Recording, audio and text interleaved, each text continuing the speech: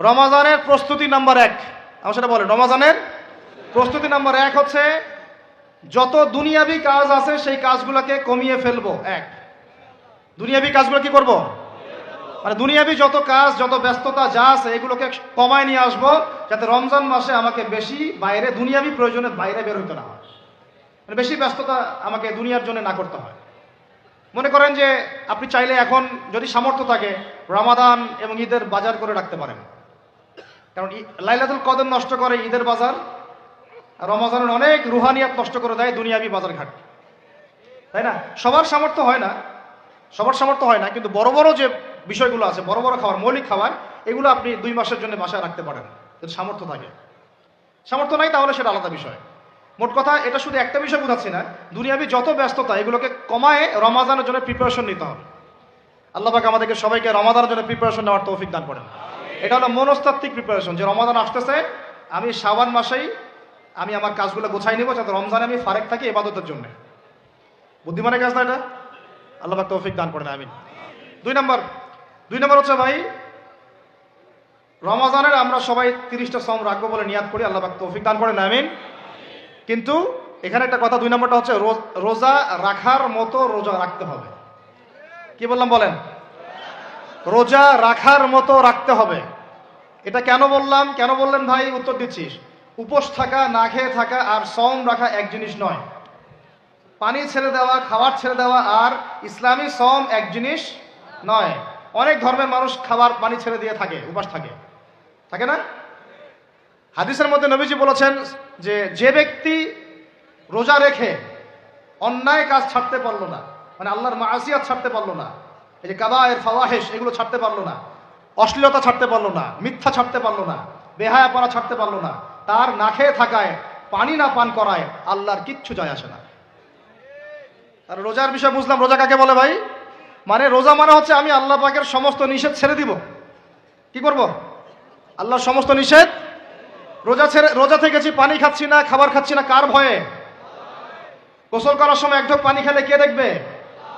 এই চেতনা তখন কাজ করে না? চুপ করে 1 লোকমা ভাত খেলে কে দেখবে? কেউ দেখবে? আল্লাহ ছাড়া কেউ দেখবে? কেউ দেখবে না। তারপর আপনি খান না কেন? কারণ আপনি অনুভব করেন যে আল্লাহ পাক আমাকে দেখছেন। এটাই হলো ইহসান। এটার নাম কি? ইহসান। এটাই বলা হচ্ছে হাদিসে জিবরিলের মধ্যে, আনতা আবুদুল্লাহ কাআন্নাকা তারাহ, তুমি এমন ভাবে আল্লাহর ইবাদত করো যেন তুমি আল্লাহকে দেখতে পাচ্ছ। ওয়া ইল্লাম তাকুন তারাহু, তুমি যদি আল্লাহকে দেখতে না পারো জেনে রাখো ফাইন্নাহু ইয়ারাক, আল্লাহ পাক তোমাকে দেখছেন। এইটাকে বলে আল্লাহ কনসিয়াসনেস বা ইহসান বা তাকওয়া। আর তাকওয়া হাহুনা, তাকওয়া কোথায়? এখানে। আপনি সওমের আয়াতটা পড়েন, কুতিবা আলাইকুমুস সিয়াম কামা কুতিবা আলাল লাযিনা মিন ক্বাবলিকুম লাআল্লাকুম কি তাত্তাকুন, তোমাদের উপর সওমকে ফরজ করা হয়েছে ঠিক যেমন করে আগের উম্মতদের উপরেও করা হয়েছিল। উদ্দেশ্য হচ্ছে লাআল্লাকুম তাত্তাকুন, যাতে করে তোমরা তাকওয়া অবলম্বন করতে পারো। তাকওয়া মানে আল্লাহ কনসিয়াসনেস, এই যে আমি খাচ্ছি না, পান করতেছি না, আমি বিশ্বাস করি আল্লাহ আমাকে দেখতেছেন, এই তো। সেই বান্দা কেমন করে রমজান চলে গেলেই বেনামাজি থাকতে পারে? রমজান চলে গেলে কি আল্লাহ তাকে আর দেখে না?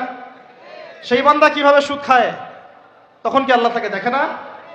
সেই বান্দা, একই বান্দা কিভাবে জেনা করতে পারে, মেয়েকে নিয়ে কেমন করে বাইকে ঘুরতে পারে, কেমন করে গায়রা মারামের সাথে আমরা করতে পারি, ফ্রি মিক্সিং করতে পারি, কেমন করে সে সমকামিতার দিকে ধাবিত হতে পারে, কেমন করে সে জুয়া খেলতে পারে, কেমন করে সে মাদক খাইতে পারে, কেমন করে সে আল্লাহ দ্রোহী আইন বাস্তবায়ন করতে পারে, যদি সে এই চেতনা থাকে যে আল্লাহ আমাকে দেখছেন।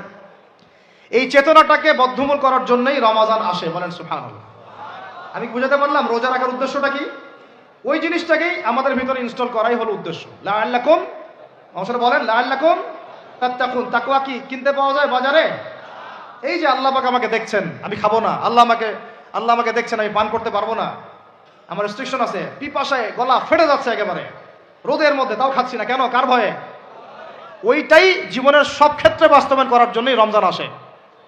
বুঝতে পারি নাই মনে হয়? ওই চেতনাটাই, একই চেতনাটাই জীবনের সবগুলো কাজে বাস্তবায়ন করার জন্য কি আসে? রমাদানের সওম আসে। আমরা শুধু রোজার ফজিলত নিয়ে বয়ান করি, রোজা রাখলে 70 গুণ নাকি হবে না, 70 গুণ হবে, 700 গুণ বাড়াই দিবে। মূল কথা ফজিলত তো ফজিলত পাবোই, মূল কথা এইটা, তাকেও অবলম্বন করতে হবে। আল্লাহ পাক আমাদেরকে তৌফিক দান করেন।